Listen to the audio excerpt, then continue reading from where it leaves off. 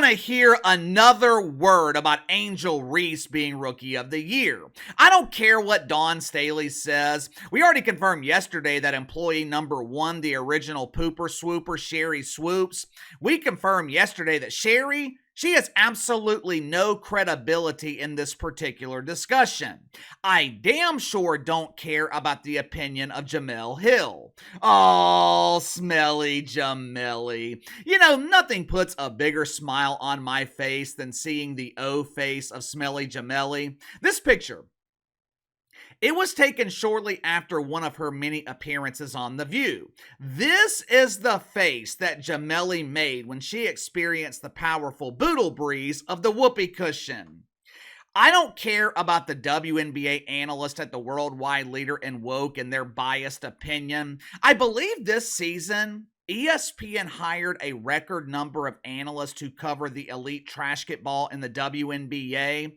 In a season of breaking records, ESPN, they decided to break open the piggy bank and they hired one part-time analyst to cover the WNBA. At this point, it is no longer up for discussion.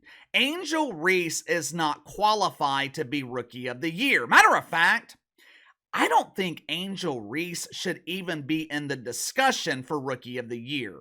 Well, KC, that is absurd! Angel Reese is one of the best rebounders in the WNBA. She is amazing on the glass. She grabs 20 rebounds a game.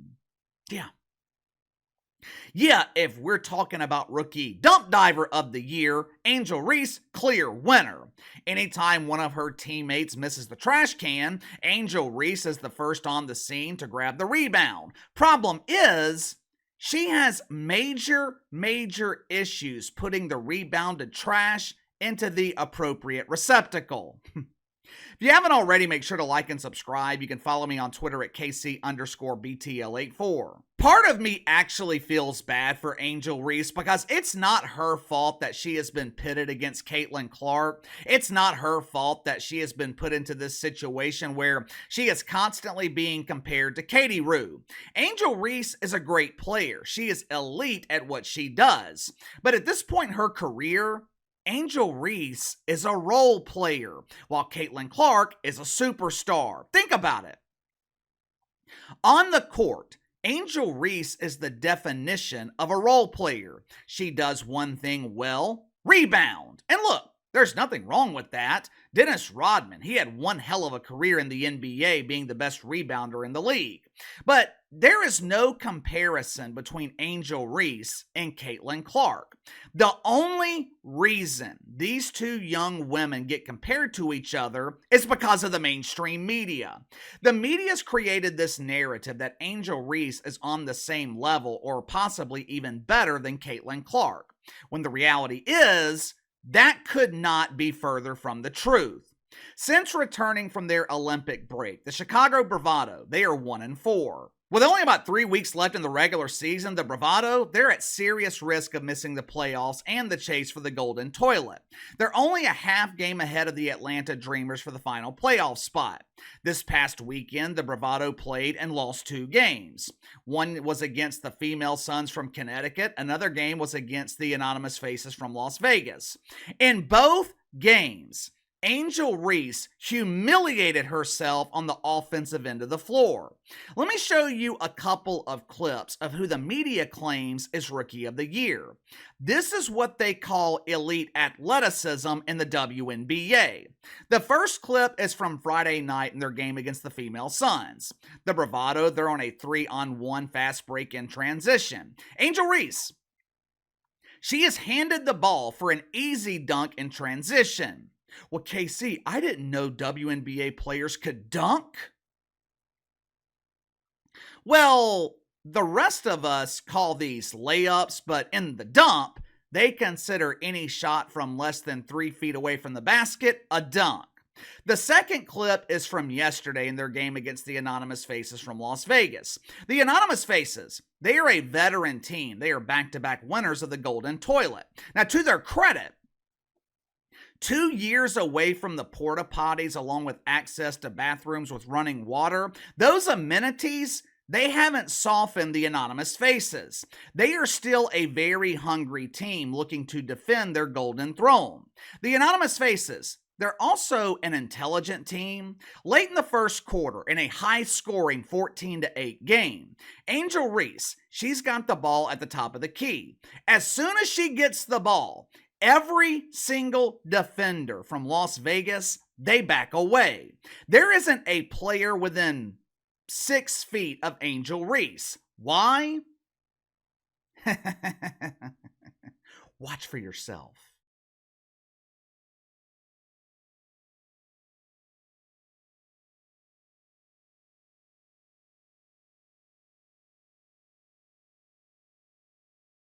That's what you call professional basketball? That's who the mainstream media wants me to believe is the best rookie in the WNBA? Really? I have seen AAU players who consistently make wide open layups.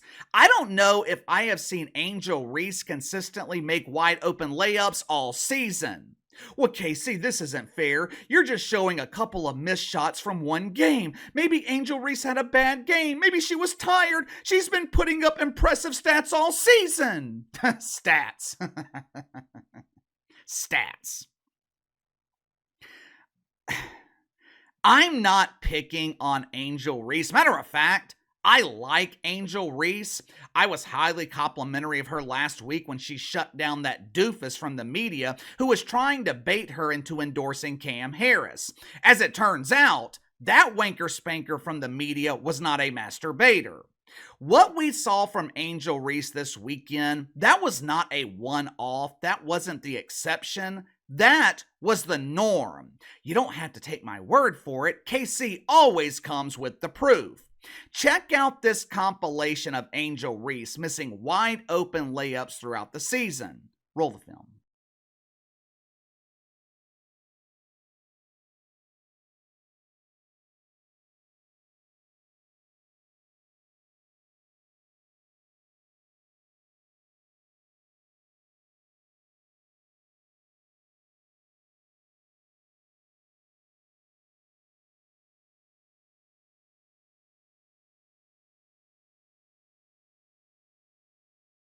Let me ask you something. How many compilations have we seen consisting of bloopers with Caitlin Clark? How many 9-minute compilations have you seen of Caitlin Clark missing wide open layups? That compilation I just showed you, it went for nearly 9 minutes. If that was a 9-minute compilation of Caitlin Clark, how do you think the mainstream media would react to it? They would destroy her. They would claim that Caitlin Clark is overrated, that she doesn't match the hype. But when it's Angel Reese, the media, they choose to exercise their right to remain silent. Strange. When they are pushing Angel Reese for Rookie of the Year, the only thing the media wants to talk about is stats. More specifically, they conveniently want to talk about rebounds. I wonder why. If you have been following this channel for a while, you know exactly how I feel about stats. Stats to me are irrelevant. They never give you the full story. Last year, Derek Carr, he went 32 of 50 through for 353 yards against the Texans. Now, you look at that stat line on paper, you think Donnie had a great game. It was one of the most painfully boring, uninspiring offensive games of the season. 353 yards only turned into 13 points. And more importantly, the Saints lost. I don't give a shit about stats. The only stat that matters is wins and losses. Now, I know pretend NFL analyst Mina Kimes doesn't think so, but that's why Mina is a pretender and not a real analyst.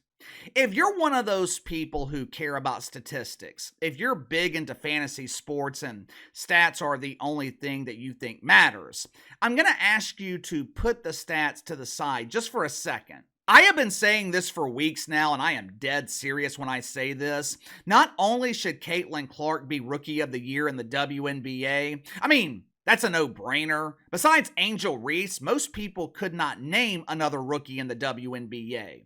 But not only should Caitlin Clark be Rookie of the Year, Caitlin Clark, she should be named MVP of the entire league. Well, Casey, that is blasphemous! Caitlin Clark is a rookie! She is not even close to being the best player in the WNBA. What about Kelsey the Plumber? What about AJ Wilson? What about Bearded Beulah? These women are great!